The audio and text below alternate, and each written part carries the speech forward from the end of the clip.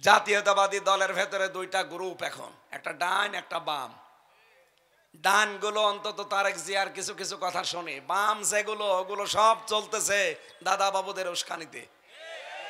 ওরা মনে করেছিল যে ওরা আমাদেরকে চেয়ারে বসিয়ে দেবে, এখন চিন্তা করছে ডানপন্থী যারা আছে এদের দ্বারা জীবনও হবে না, আর ইসলামপন্থী যারা এদের দ্বারা তো হবেই না।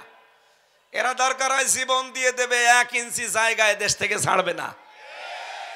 এই জন্য ওরা বাম কিছু এদেরকে হাত করেছে, এদেরকে উল্টা পাল্টা ভুল ভাল বুঝিয়ে দে, তোদের চিন্তা নেই, এতদিন তো যাই করলি তোদের বসিয়ে দেব। দাদাদের ফাঁদে যারাই পা দিয়েছে বিপদের শেষ নেই। এই কথা বলেন না কেন? এরা 15 বছর খেয়ে যদি টিকে থাকতে না পারে, দাদার ফাঁদে পা দিয়ে আপনি কয় বছর খাবেন? নাই 5 বছর। তারপরে আমরা কিছু মানুষের ওপর বিশ্বাস করতাম, কিন্তু না, তাদের চরিত্র অলরেডি বাংলার মানুষের কাছে প্রস্ফুটিত হয়ে গেছে।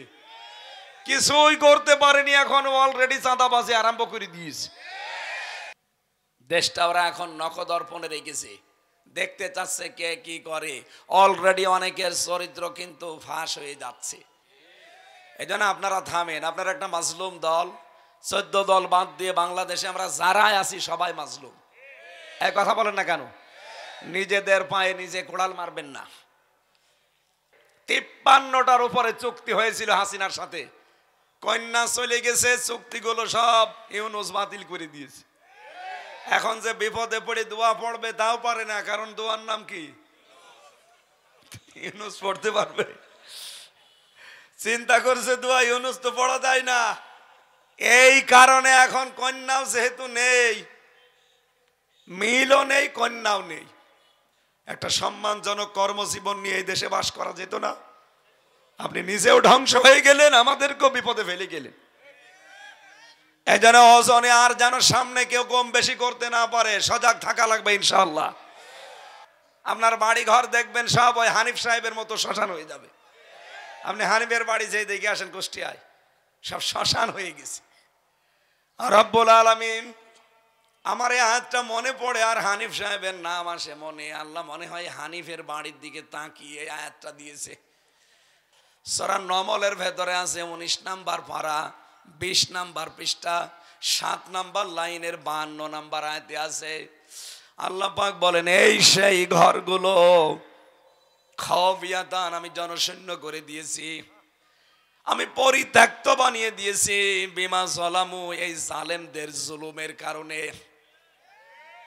সুতরাং এমন কোন কাজ সামনে করতে যাবেন না, 5 বছর পরে না জানি আপনার বাড়ি ঘর আবার শ্মশান হয়ে যায়। ধানমন্দির এই বাড়ি ভাঙ্গার ভেতরে শিক্ষা এই, এখানে যত রকমের জুলুমের দুর্বিসন্ধি হইতো।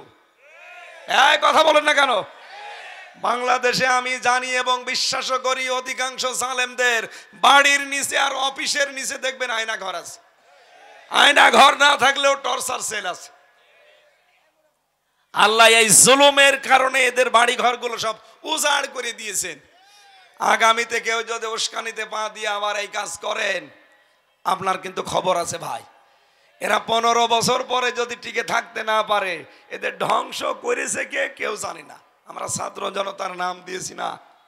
ধানমন্ডির 32 ভেঙেছে কে, কে কার নামে দেবেন আপনি? কেউ জানে না। আগামীতে যাই 15 বছরের এত বড় শিকড় যদি আল্লাহ তুলে ফেলতে পারে, আপনি দেখেছেন ইউনিয়নের দারওয়ান থেকে সংসদ পর্যন্ত প্রতিটা স্তরে জালেমদের সব খুঁটি গাড়া ছিল।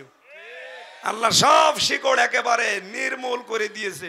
কে করেছে, কাকে দিয়ে করিয়েছে কেউ জানে না। এজন্য আগামীতে কেউ যেন জুলুম করবেন না, বিশেষ করে ওজনে কম বেশি, এটা আমরা দেখতে চাই না। আমরা চাই যারা উপর থেকে যা নিয়ে আসবে ওজন যেন নিচে এসে ঠিক মতো দিতে পারে।